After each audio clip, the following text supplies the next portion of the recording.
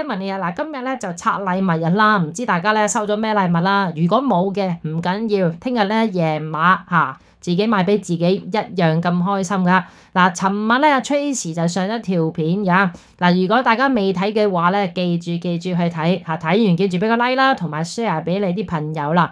咁今日咧呢條片咧，我會介紹一匹咧有分頭嘅馬俾大家，而且咧同場咧。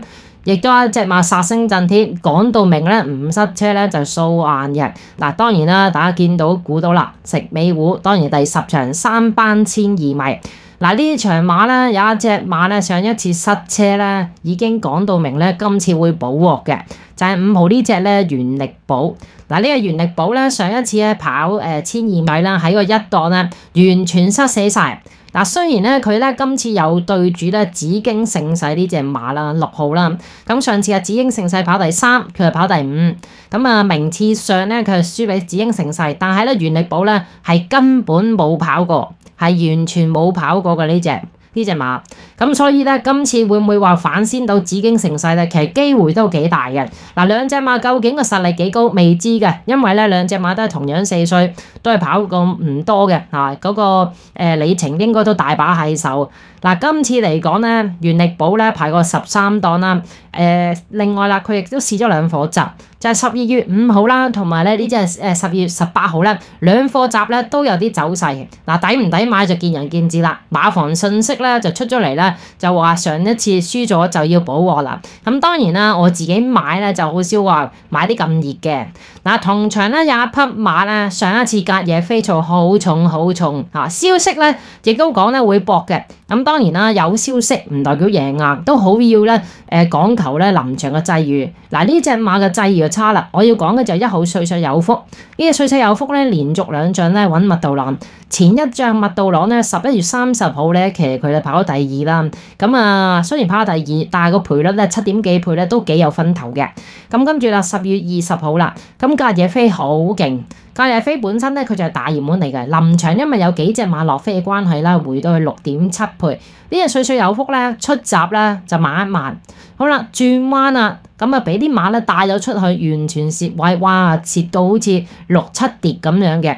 人哋跑1200，佢就跑咗1400米左右，咁臨尾追翻上嚟，追個第8，輸個3個馬位，咁當然唔順氣啦。咁啊隔咗1個禮拜，為出黃牌再出。嗱，今次咧其實個實力都唔低嘅，由麥道朗換上幾人朗都唔會話差得去邊，甚至乎我覺得幾人朗同麥道朗兩個都勁噶啦嚇，大家嘅韁繩啊騎法唔同咁解啫。嗱，今次咧歲歲有福咧排過10檔咧，我覺得幾啱佢跑，因為點解咧？同場有呢啲3號嘅寶駿啊。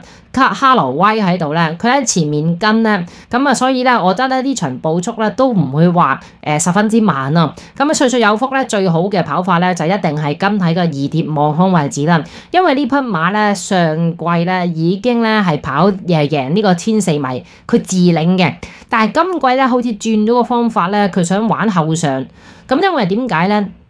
因為咧後上嘅話咧，我諗佢里程咧都會遠少少啦嚇，因為你放頭要純跑速度，啲馬一路咗啦，速度唔方快到去邊啦嚇。後上如果留到嘅話咧，我覺得佢嘅里程應該都幾遠下㗎。所以咧呢個歲歲有福咧，今次咧雖贏咁啊變咗132磅，但係咧經過上一次又出閘慢，仲要蝕晒位，喂！